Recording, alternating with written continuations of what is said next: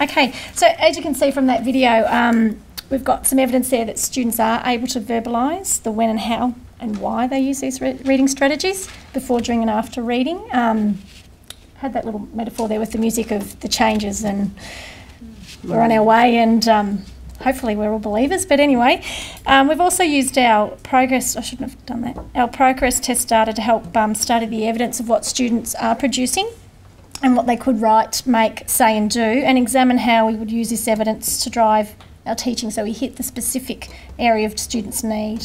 So now what? Because we are merging with Westmeadows Valley at the end of the school year, currently underway, I think, with Westmeadows Valley is the fact that they are doing the implementation plan for literacy, and so we'll be coming on board with that once we are merged.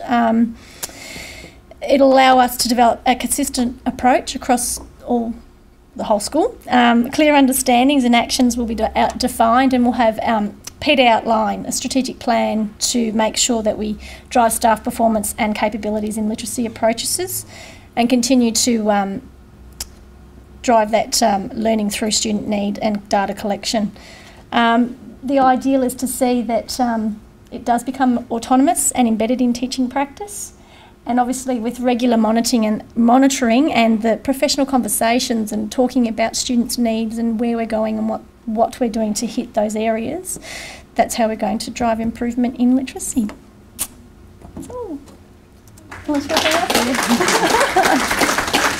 okay, any questions? Yeah, thanks, Karen. Steve, any questions for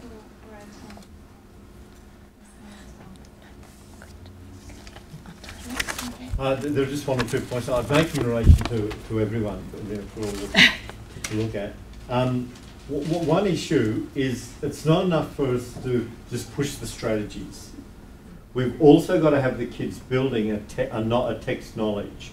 So this reviewing at the end is critical for the children to actually, they need to gradually learn, as we said earlier today, the grammar of written sentences.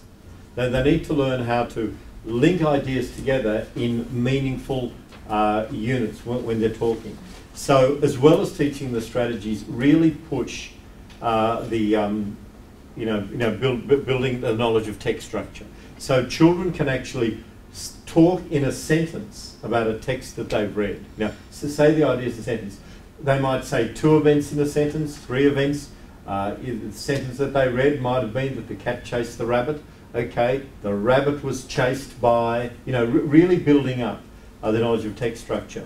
I mentioned earlier today, if you're wanting to demonstrate to some of the kids like what a summary is or what a paraphrase is, I think one useful way of doing it is for the children to actually see the text on the whiteboard, and then for you to actually write on that text or draw lines, draw arrows to show the actions, the movements that children need to make. Otherwise, I don't think we're really modelling the strategies for some kids.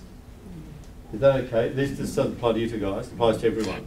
Yeah, but that superficial level and making sure that we're hitting it. Yeah, well, I think this is the next step. Yeah, I mean, definitely. I think what you've achieved, particularly in the situation you find yourself, is amazing.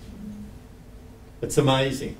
To have 2 schools where the children, one class, had 7 or 8 teachers in 1 year, and now we've got the kids talking about what they know like that, I think is, at the very least, fantastically impressive.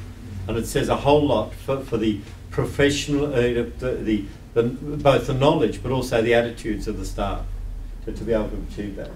And then there is a third thing, and I'll mention this because a few people have mentioned it, and I mentioned it slightly a bit earlier before.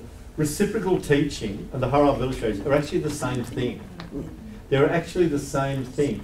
The 4 original reciprocal teaching things were reading aloud, paraphrasing, questioning and summarising.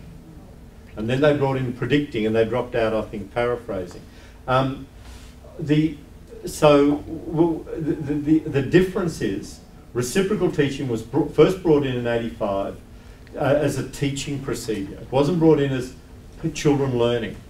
The high reliability strategy, the high reliability procedures, they're also teaching, but they're meant to bring about student learning. So our focus is on the actions the kids take. Processes. The strategies are the actions the kids take. The procedures are what we do as teachers. That was meant to be the distinction. Now, I may not have made that clear. Anyway, I think what you've all answered what I think. That was brilliant. Thanks. Thank you.